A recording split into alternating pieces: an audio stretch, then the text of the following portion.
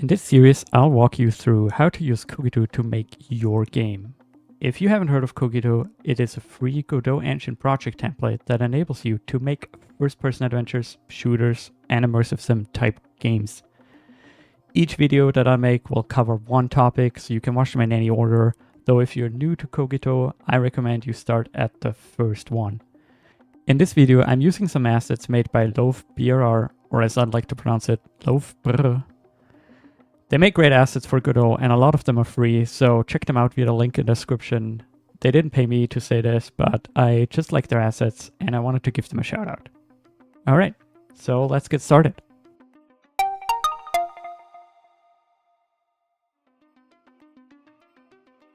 Okay, so in the last video we set up the hazard zone, and now I want to give the player a way to deactivate that hazard. I want them to be able to turn off the steam pipes so the steam stops pouring out here, and that in turn will turn off the hazard, and it will make this corridor safe to walk through. And for that, I'm gonna use this nice valve that I have here. Right now it's just a mesh, but we're gonna turn this into an interactive object. So when I look at this object here, it's split up in these two meshes. One is the pipe and the other mesh is the actual valve.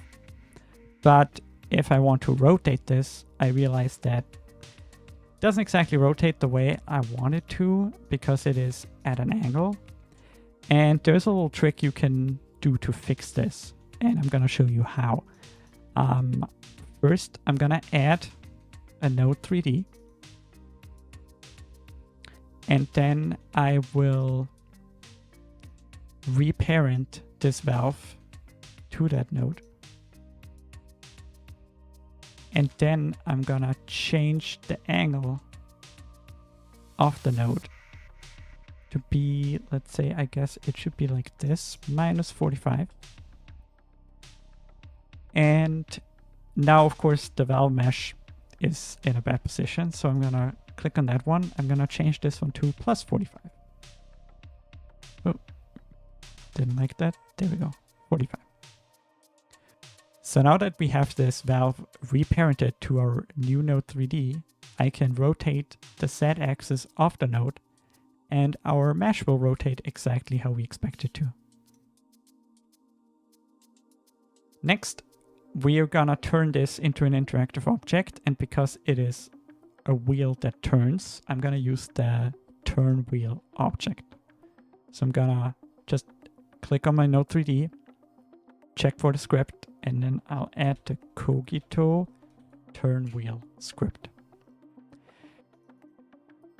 I'm gonna start by renaming that node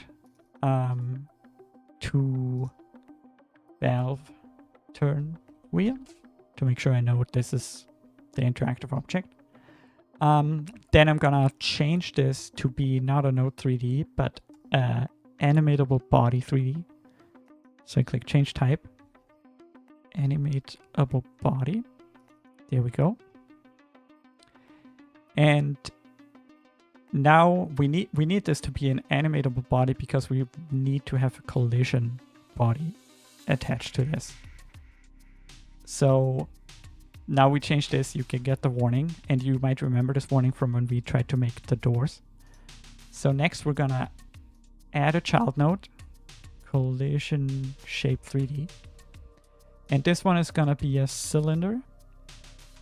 And I'm gonna make this, let's see, 1.2 meters high and 1.2 meters wide. And I also need to rotate this. So let's see, 90 degrees on X. That looks good. It's a little bit big. So I grab that gizmo and shrink it down. Also need to move it up a little bit. So for interactive objects like this, I actually like to keep the collider a bit bigger than it needs to be because it will make it a bit easier for the player to interact with the object, to point the cursor at it and detect it. So this is good. This is looking good. And then lastly, we need to make sure, of course, that our collision layers are correct. So I'm just gonna make sure that the second layer is on. And now one last thing is we also wanna add audio to this one.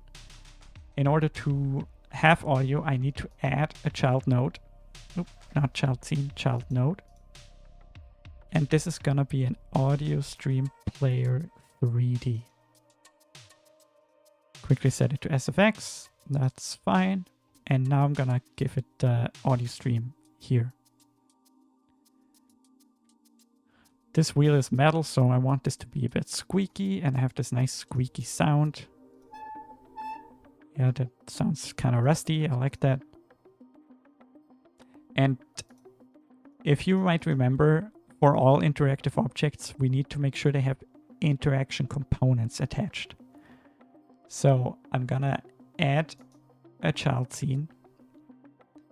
And for this kind of object, there is a specific interaction component called hold interaction.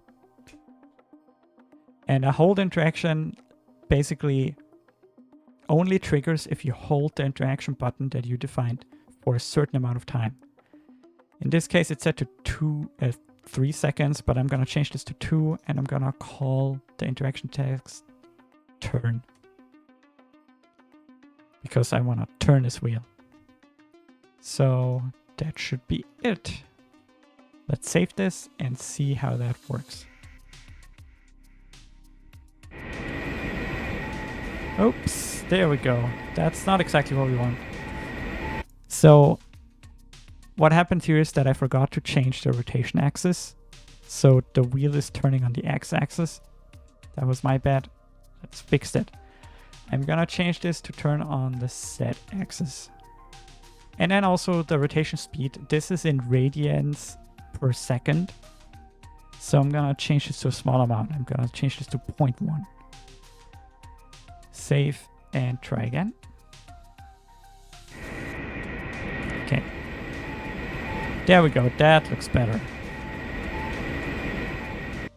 So a Turnwheel is working, but it's not hooked up to anything yet. So even if the player interacts with it, nothing happens. In the next video, I'll show you how to create a small custom script for our smoke particles to make sure they can be interacted with from other COGITO objects. See you next video.